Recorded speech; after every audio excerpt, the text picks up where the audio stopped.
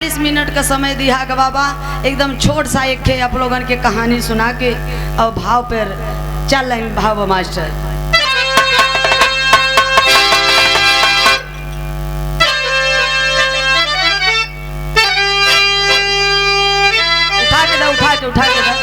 उठा के दे यार। अरे हर स्वर मांगे तो हारमोनियम हम बजाई तो इनका वाला के बजाए बा इनकर भैया घरवा है वो काम करे का।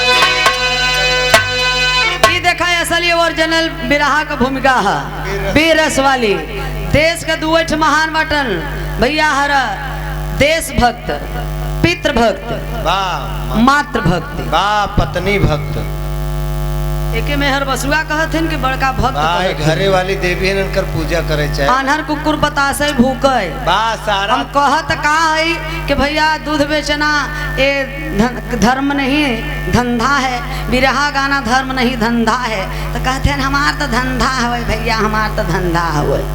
अरे यार सुन के कुछ बोला कर कि अगला आदमी का बोलत बा। भूमिका में कवि जी भाव लिखे हैं कैसे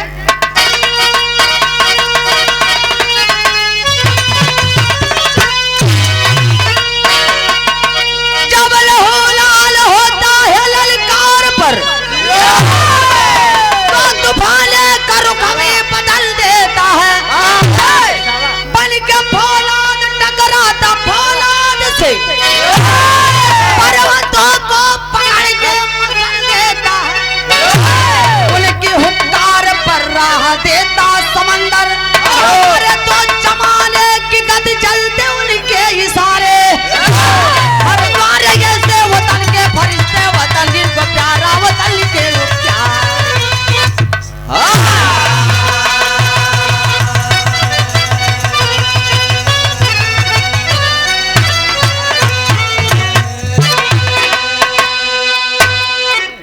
जितना बुजुर्ग गवैया रहन बाबू हरे शब्द जुबान से कभी ना सुने।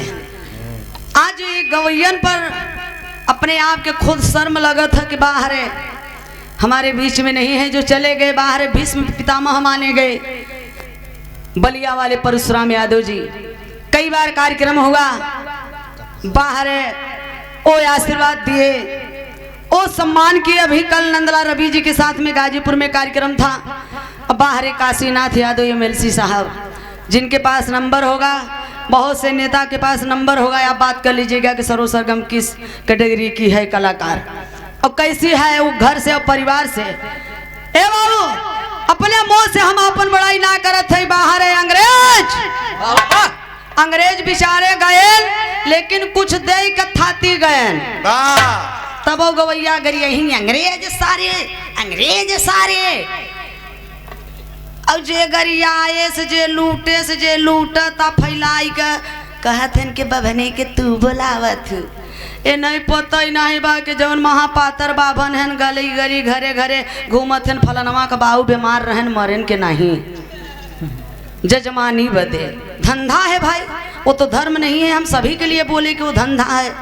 क्या पंडित जात थोड़ी नहीं होता ज्ञानी को कहा जाता है। हमारे यादव समाज के भी पंडित हैं बहुत ब्याह शादी करवाना शुरू कर दिए हैं अपने कथा वार्ता में लग गए हैं। पासी समाज में भी हैं पाल समाज में भी हैं बड़े बड़े विद्वान हो गए हैं। बिहार में बहुत काफी लोग सुधर गए हैं। ए बाबू इतना ही नहीं इन भारत देश को बर्बाद करने के लिए अंग्रेज ले आए लूटने के लिए, तहस नहस करने के लिए हमारे विरहे के शुरुआत में। आखिरकार में इतने लड़ाकू थे मूल निवासी अंग्रेज। ये भारत का ये क्या है? चट्टान है विंध्या पर्वत का, मिर्जापुर का ये चट्टान है। कितना यहर से हवा चले ना, गंगा का लहर पुरवैया हवा कितना चले, तूफान चले तो काई पत्थर हिल जाए ना ही अच्छा न एक रोमा न हिले कर टकराए। धन्य है गीदड़ के औलाद, गीदड़ नहीं लड़ेगा, जो शेर है वही शेर की लड़ाई लड़ेगा। बिरहा के शुरुआत में एक लाइन गजल का भाव मास्टर।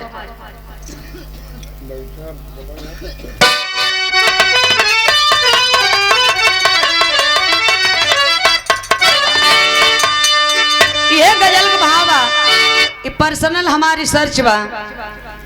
किसी प्रेमी ने अपने प्रेमिका से कहा है, क्या है? अल्लाह कसम खाती हूँ, कुर्बान कसम खाती हूँ, अल्लाह कसम खाती हूँ, कुर्बान कसम खाती हूँ, सच है यारों मोहब्बत की कसम खाती। अरे मोहब्बत करने वाले, आज के मोहब्बत करने वाले मोबाइल पर बात भवा दो चार बेरी के तुरंत यहाँ आओ भरद्वाज पार्क में। I love you my darling. No no no no no English, no English. मैं आपसे मिलना चाहता हूँ, आई मीट यू। बर्बाद करने वाले बेकाम होते हैं, प्यार करने वाले बेकाम होते हैं, प्यार में ही कदम रखते फट बदनाम होते हैं।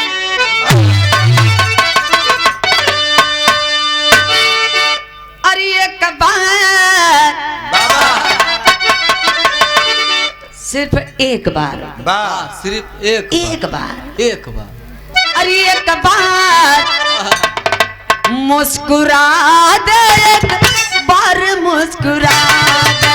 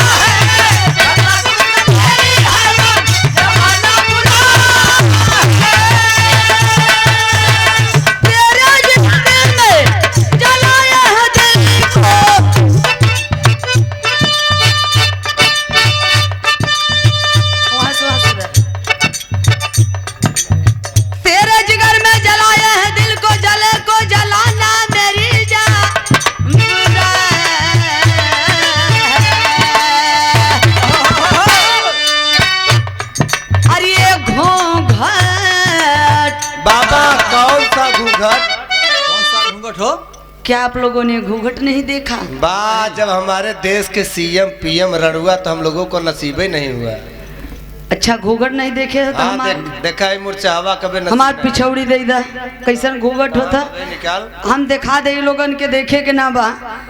तेरे जिगर में जलाए हैं दिल को, जले को जलाना मेरी जाबुरन है। देखा ये हमारे ब्याहे वाली पिछौड़ी है भाई, हमके पता तोहरे अंतिम समय तक जाए। तेरे जिगर में जलाए हैं दिल को, जले को जलाना मेरी जाबुरा।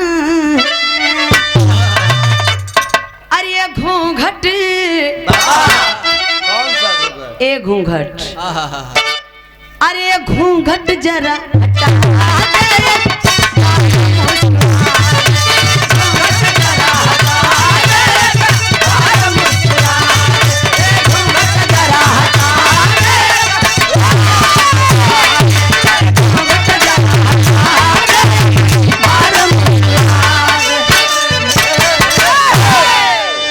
ये घूंघट जरा हटा दे, एक बार मुस्कुरा दे। लेकिन कहा नाम बा अरे बीरो कलिया, अरे बीरो कलिया मान सम्मान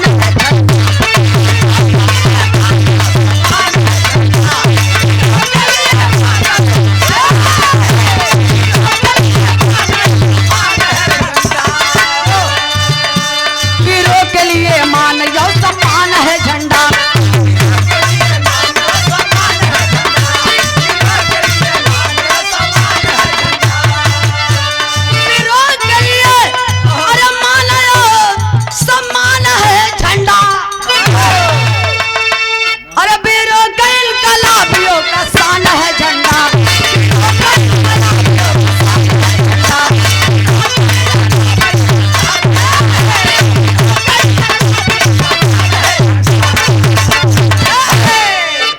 हमारे राकेश मास्टर प्रयागराज में है तो कोई कलाकार है तो राकेश मास्टर जी, लेकिन भाई थोड़ा सा सेटिंग की बात होती है, थोड़ा सा आगे पीछे गड़बड़ाई जाते हैं महू।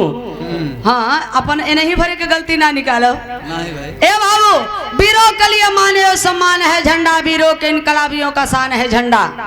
कहानी है जैसे शुरुआत में मास्टर फरिया के जौहरी के भावा।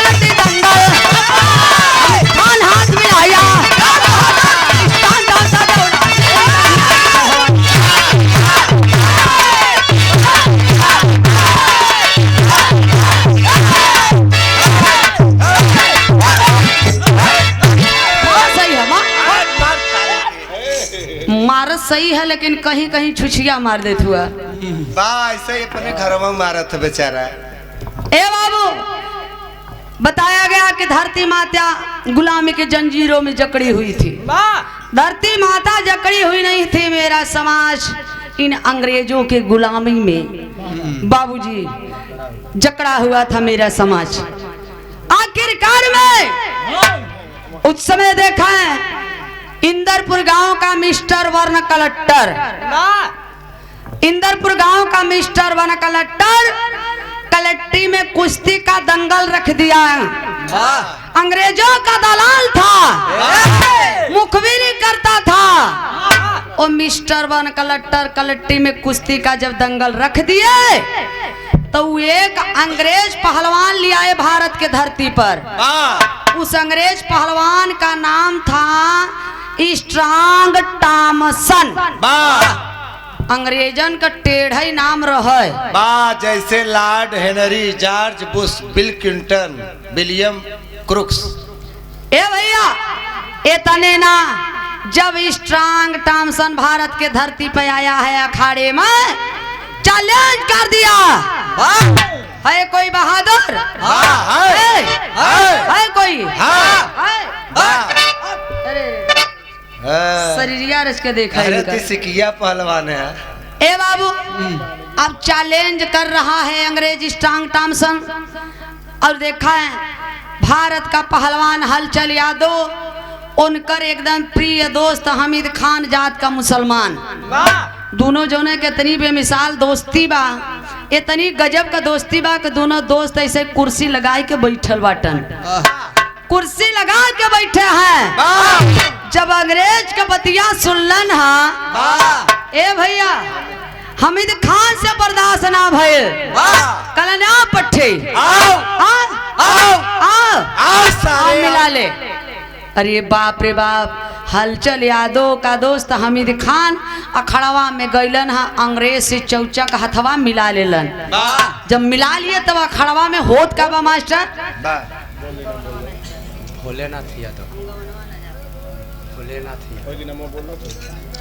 भोलेनाथ यादव आपकी तरफ से 100 रुपये का पुरस्कार सादर चरण स्पर्श है और 50 रुपया बिरहा जगत के बहुत ही सुंदर सुप्रसिद्ध गायिका माननीय सुमित्रा नंदनी जी के गुरु स्वर्गीय भाईलाल के पुत्र भोले भंडारी आपके तरफ से 50 रुपये का पुरस्कार। ए भैया सुबह का बेला हो गल बा जेके जाए को है आराम आराम से और नहीं बस 10-20 मिनट में बिरहवा बंद हो जात बा और कटाई धाने का लगा बा। हम समझत है दादा हरे परेशान हैं ई 50 अगर कटवावे के लेबर न मिली तो बताया सवेरे कटवाई देवे तब जाबे। ई 50 रुपया नमवा का बताए ना भाग जाते तब से के है।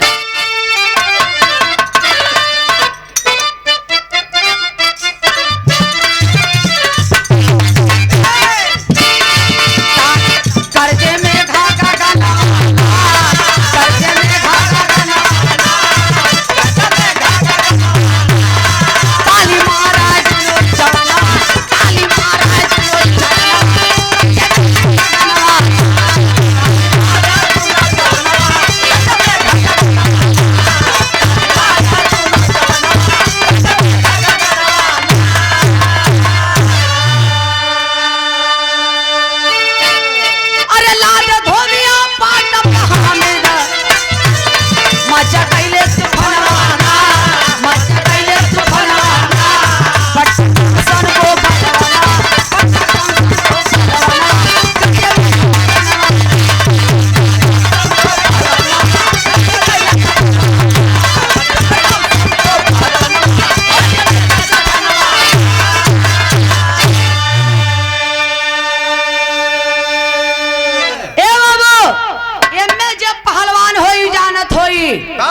धोबिया पाट एक दाव होला।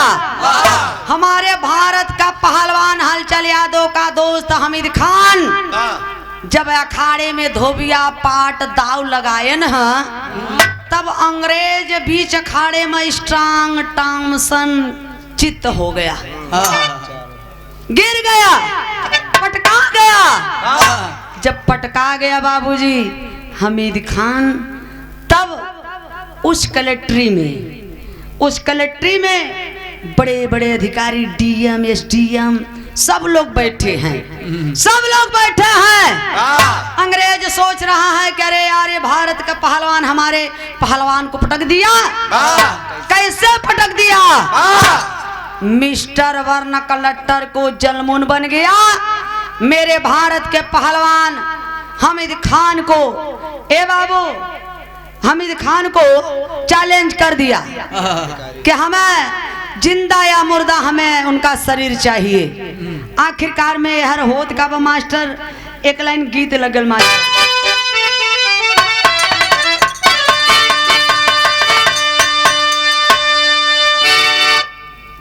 ये गीत के लाइन बा स्वर्गीय रामदेव बाबू गाय के चला गए।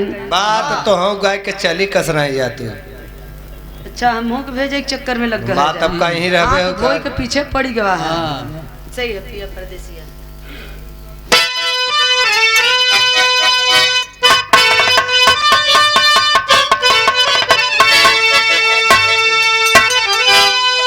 पिया परदेसिया न भावे अरे बिरही बनल बोस जल उड़ी उड़ी जाला चरिया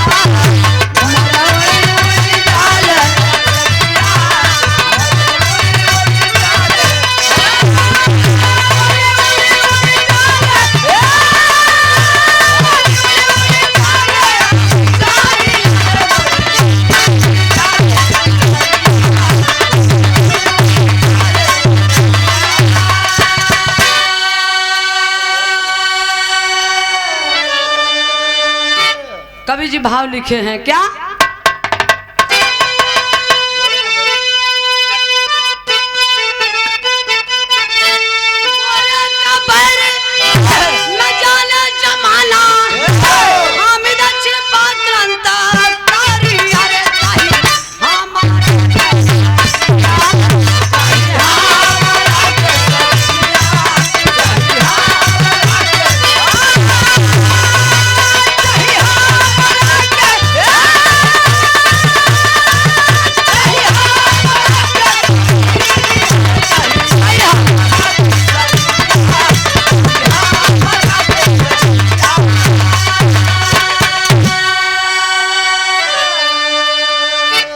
एक रोजट्टा मसन है धोखा कमाया कौन? अंग्रेज। एक रोजट्टा मसन है धोखा कमाया अब भूख तलवरिया हामिद को मुआया।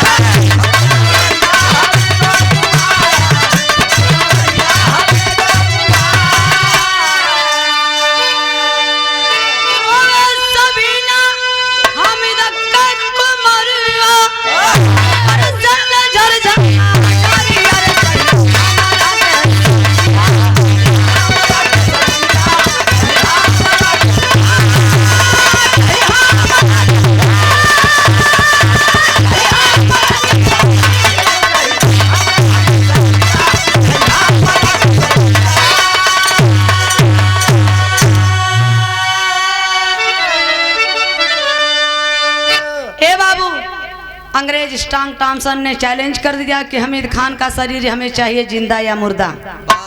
एक दिन बाबूजी अंग्रेज ने धोखा कमा गया। धोखे में हमारे भारत के पहलवान हमीद खान को बाबूजी तलवार भोंक के मुआ दिया। अंग्रेज तलवार भोंक के जब मुआ दिया तो हमीद खान तो मर गए, लेकिन हलचल यादव उनका दोस्त तो जिंदा न बाटन। हलचल यादव ने अंग्रेजों से चैलेंज कर दिया, आए अंग्रेज, अरे कमीना, अरे हरामजादा, करे हमरे दोस्त का जनवा ले ही ले हला सा, मगर कम से कम हौलसिया लियावा हमके दा। हलचल यादव वारिसदार बनकर अपने दोस्त हमीद खान का लाश लिए और दफन करवाए और कब्र की मिट्टी माथे में लगाकर कसम खाए। हलचल यादव क्या कसम खाए मास्टर टेरी भाई?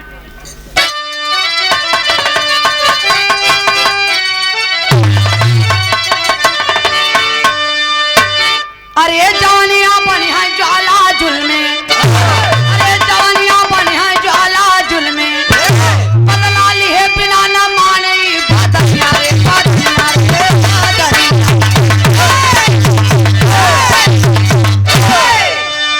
बदला ली है बिना न मानी बदनिया जवानियां बनी है ज्वाला जुल्मे।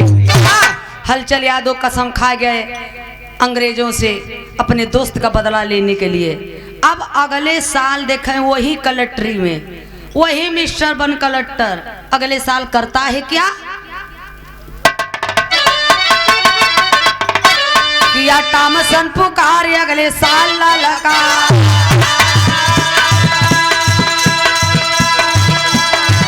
किया टॉमसन पुकार अगले साल लगा।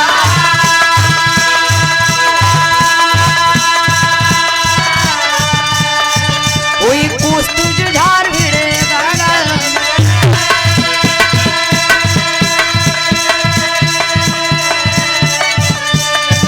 गुजी भारी चित्तकार हुए सिंह पे सवार।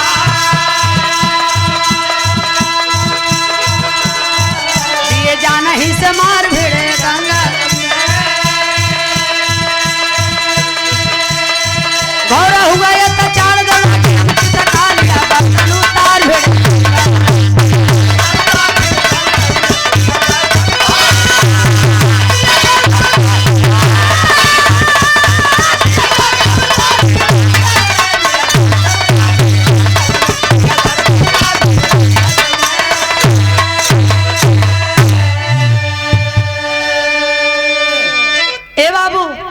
अब देखा है अगले साल वही मिस्टर बन कलेक्टर उसी कलेक्ट्री में दोबारा जब कुश्ती का दंगल रख दिया तो दोबारा अंग्रेज चैलेंज कर रहा है। क्या भारत के पहलवान भारत की धरती पर एक ही पहलवान था, जात का मुसलमान हामिद खान, वो तो मर गया। अब देखते हैं कौन अंग्रेज से टकराएगा। वो कलेक्ट्री में तो हलचल यादव कसम खाई के न बैठल बाट। जब अंग्रेज चैलेंज कर दिया तब हलचल यादव कुर्सियां छोड़ के खड़ा हो गए, एकदम 440 वोल्टेज तैयार। कलाना पट्टे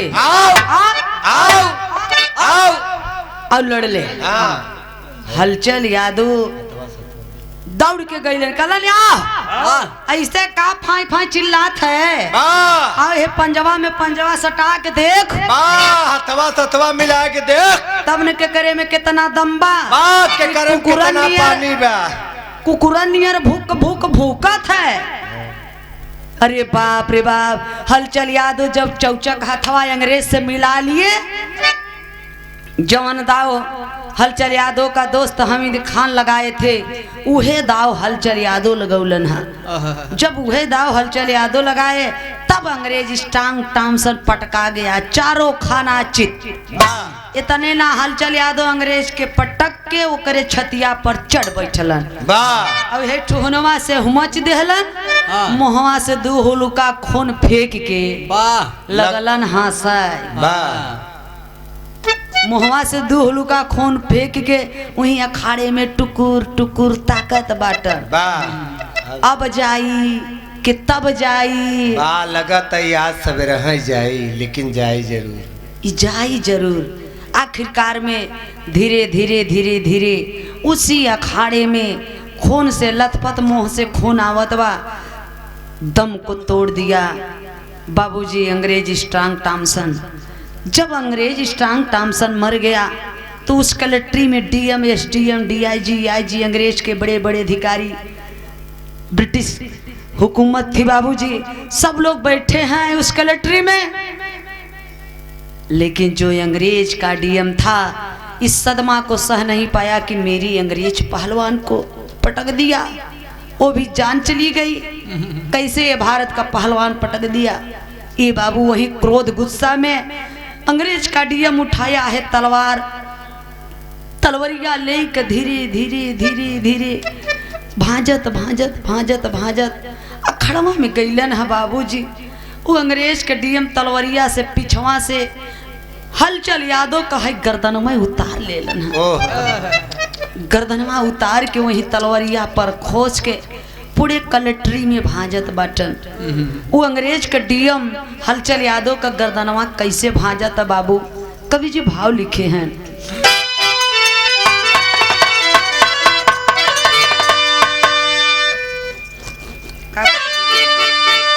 ए बाबू गर्दनवा कैसे भाजत बाटन।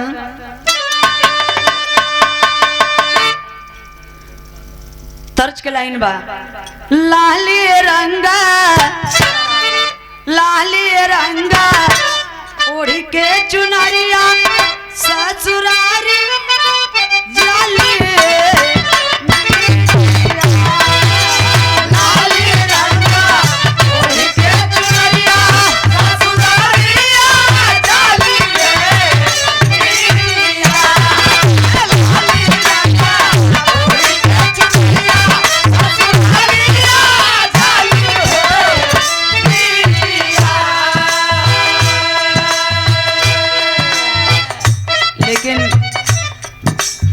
हलचल यादव का बाबूजी गर्दनवा वो अंग्रेज के डीएम भाजत बा। नोकिया पे हाय नोकिया पे टंगले मौरिया तलवारी भाजे नोकिया पे टंगले मौरिया तलवारी भाजे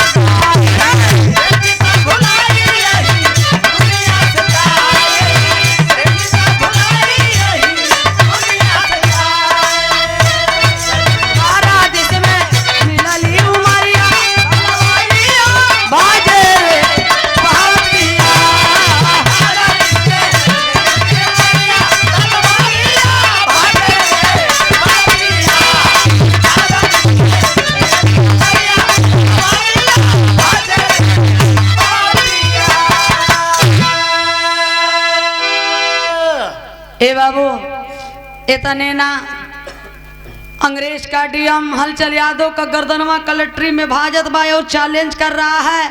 कई भारत के पहलवान, भारत के लोग, अरे मूल निवासी भारतवासियों, अब से भी होश में हो जाओ, नहीं जो अंग्रेज से टकराएगा तुरंत उसको मौत की सजा दी जाएगी और उसका तुरंत से किसान भूल जाएगा, और नहीं तो अपनी औकात में रहो। ये बाबू मालिक का मर्जी देखा है, हलचल यादव भी मर गए, हलचल यादव का दोस्त हमीद खान भी मर गए। ए बाबू मर गए लेकिन भगवान देखें मालिक का मर्जी। आखिरकार में हलचल यादव के पास एक लौता बेटा था, वो बेटवा का नाम था बाबूजी शंकर, और हमीद खान के पास एक ही बिटिया थी, वो बिटिया का नाम रहा बाबूजी सबीना। दोनों टूर छोटे छोट बाटन। देखें दोनों अपने पापा का याद कर कर के दोनों शंकर सबीना रोवत बाटन। कैसे रोवत हूँ बाबू? वो लड़का औलाद से पूछा, कोनो तीज त्योहार जब पड़े ले बाबू, ओ माई और बाबू जेकर ना बाटन दुनिया में, वो दिल से पूछा। ओ समय देखा है दोनों टूर रोवत कैसे बाटन।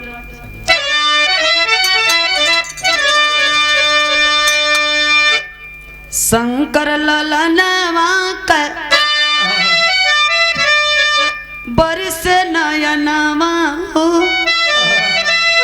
रोवली सबीना नाही सुझला डगरी। कौन ही डरिया पे हई बैठी चिड़ैया हो, कौन किनारे लागे हमारो नावरी। छोड़ के पराई गईला मोहे बेरहनिया के, भैलिया नाथ आज तोहारी कुमारी। पापा अब्बा के मुँह लेकर गम भूली गईली हो, अब्बा से प्यारी पवाली तुहरी बाखरी। सबीना रोवत बा, आँखी से आंसू झरझर झरझर गिरत बा। कतबा कि पापा अब्बा के मुँह ले कत गम भूल गईल पापा, लेकिन तोहरे मुँह ले के गम ना भूलत बा। ई हवेली का होई पापा? अरे पापा जौने डरिया पे चिड़ैया बैठत रही पापा, उ त डरिया कटी गईल पापा। अरे बाप रे बाप। सबीना के आँखी में जब आंसू देखा है शंकर डांट के बोला, करी पगली तू रो रही है, रोने से काम नहीं चलेगा, तेरा भाई अभी जिंदा है। शंकर बोला सुन रे बहना, शंकर बोला सुन रे बहना, हमें आंसू नहीं गिराना है, बाबुल का बदला जल्दी ही डीएम से हमें चुकाना है। पगली रो मत, तोर भाई जिंदा बना, वो डीएम से तुरंत बाबू का बदला लेना बा। ए बाबू लेकिन इतना जब धैर्य भयवा बधाए से बहनिया झमझमाई के गई, ममता छछाई गई, भैया के पकड़ी के रोवती बा है। का रोवती बा? कैसे कहती बा?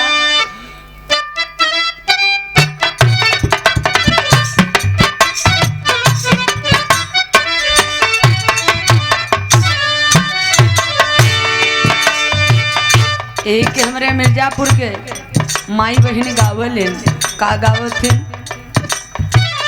माई कहेली बेटी नियरे बियाह,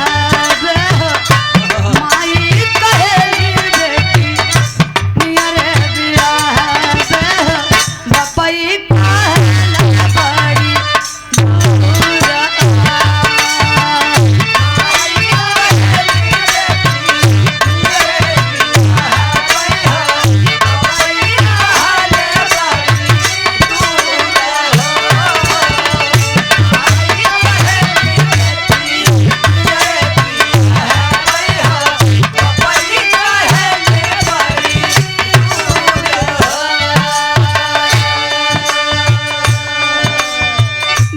सबीना कतबा कि भैया हमें सुना एक चीज के सिर्फ चिंता बा। पंगा पकड़ के रोवे लागल बहिनिया हो, पंगा पकड़ के रोवे लागल बहिनिया हो, लइले ताया लागे पाराना।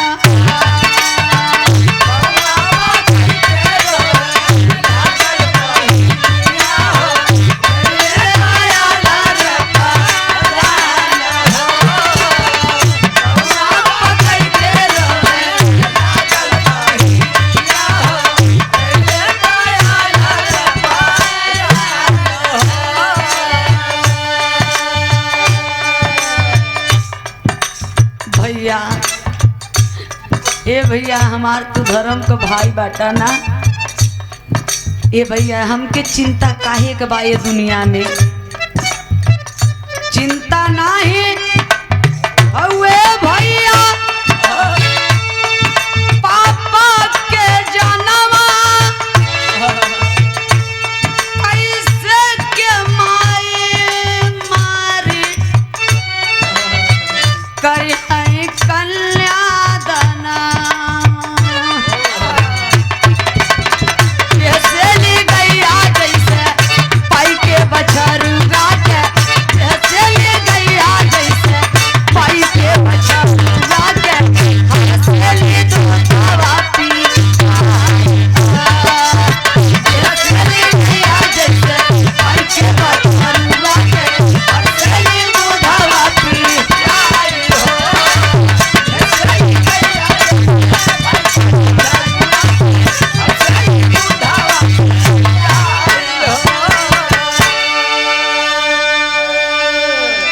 ए बाबू जैसे गैया बछरुआ के पावेले दूधवा पियाई के खुश होले छतिया से लगाई के, ओइसे बाबूजी बहिनिया सिनेमा से सिनेमा लगाई के दुन रोवत बाटन शंकर सबीना टूअरे टूअर रोवत हुअन। लेकिन भैया कदवा की पगली रो मत, ये आंसू गिराने से काम नहीं चलेगा, तेरा भाई अभी जिंदा है। इतने ना भैया बहनिया दोनों छोटे छोट बाटन और अपने बाप का बदला लेने के लिए जल्दी से ही जल्दी वो डीएम से निर्णय ले लर। शंकर सबीना का निर्णय लिए बाबू का नाम बा मास्टर।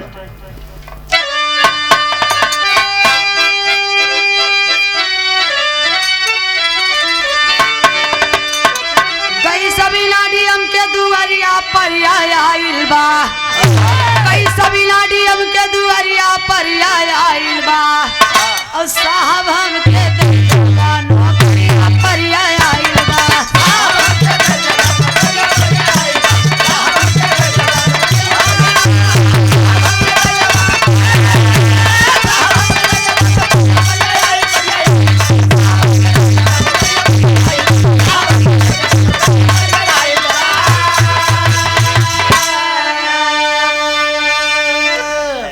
चांद देख के चकवा मन में सोचा नहीं बिचारा हो, अपने रूम की दिया नौकरी मैं खाना था प्यारा हो। संपत बन के शंकर किया पुकरिया परिया आइल बा, अब माली जैसे सीजब फुलवरिया परिया आइल बा। शंकर सबीना दोनों गैलन है। भैया ए का कहा चुतिया उतिया समझे है का एकदम अच्छा बंद हो गया।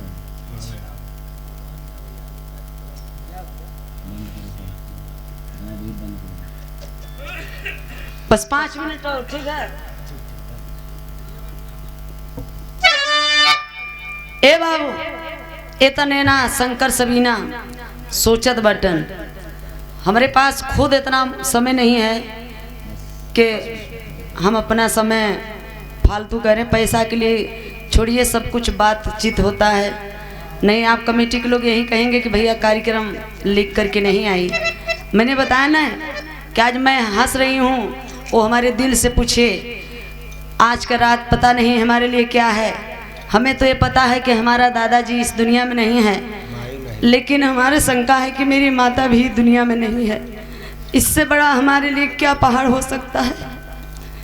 लेकिन हमने कार्यक्रम श्रीमान सम्मान के लिए कि अगर हम नहीं जाएंगे तो लोग यही कहेंगे कि कहीं पैसा ज़्यादा पा गई, इसलिए वो चली गई दूसरे जगह।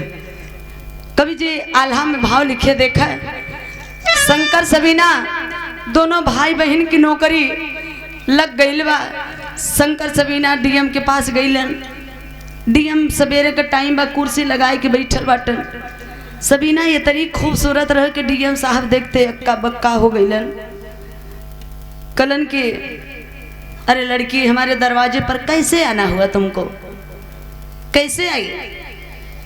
सबीना कदवा ये साहब हमके कोनो नौकरी दे देता, हमें रुपया पैसा ना कमाए के बा, हमें पेटवा पे रखेला।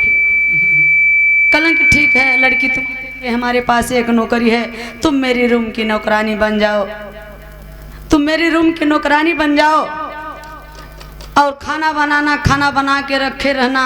हम कहीं ड्यूटी से आएंगे तो प्यार से हंस के अपने हाथ से खाना खिलाना। और एक बोतल दारू रखल रहे, वो दरुइया गिलसिया में ढाल ढाल के पियावल करी। ई नौकरी सबीना का लगा दिया, अंग्रेज का डीएम शंकर का नौकरी लगा दिया। दुअरवा पर फिर सिंचाई बदे जेकर बहिन अंदर ओकर भाई सिकंदर, दोनों भाई बहन का नौकरी लग गई। 2 लाइन आल्हा बा मास्टर।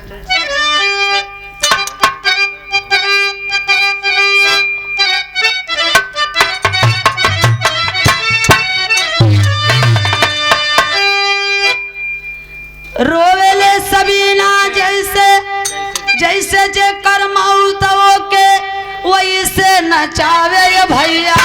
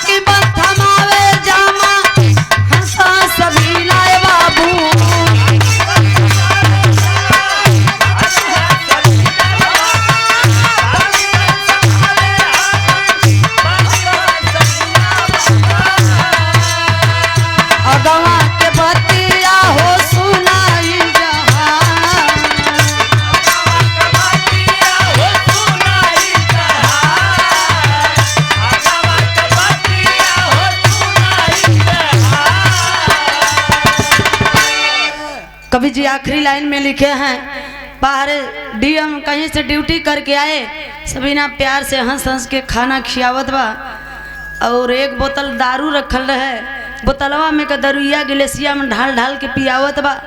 पियत पियत जब कुछ नशा भयल है, वो अंग्रेज के डीएम के तो सोचल कि कोरवा में सबीना के उठा लें, लेकिन सबीना बच के फिर बोतल में का दारू गिलासी में ढाल ढाल के पियावे लगल।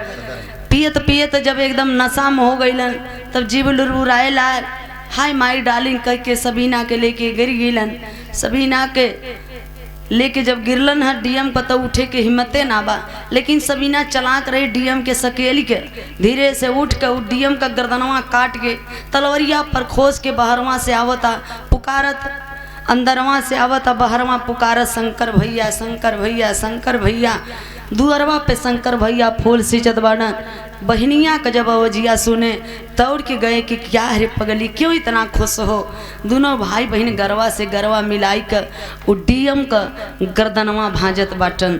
जैसे वो डीएम शंकर सबीना के बाबू का गर्दनवा भाजत रहा, वैसे शंकर सबीना आज डीएम का गर्दनवा भाजत बाटन। कैसे?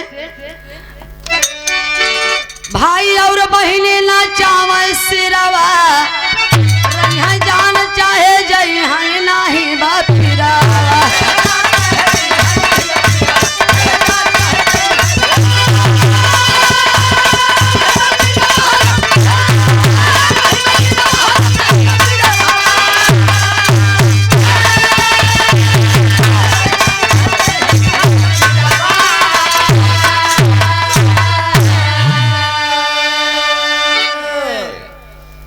धन्य है बाहर शंकर सबीना, भगवान जी के बेटवा दें शंकर जैसन और जी के बिटिया दें बाबू है सबीना जैसन।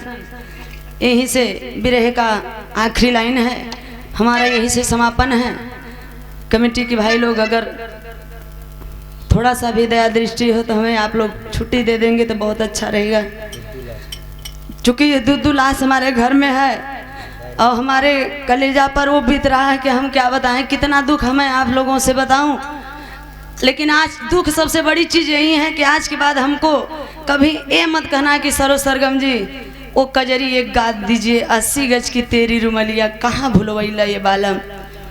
हम पहले बता देते थे गाने के पहले कि जो सरो सरगम को पैदा, जहाँ से सरो सरगम पैदा हुई है वहीं से एक गीत पैदा हुआ है। जहाँ जो सरो सरगम को पैदा की थी वहीं माँ ने ये गीत पैदा किया था, इसलिए अब हमारे लिए ये गीत भारी पड़ जाएगा। बहुत बहुत धन्यवाद। जय भीम, जय भारत, नमो बुद्धाय।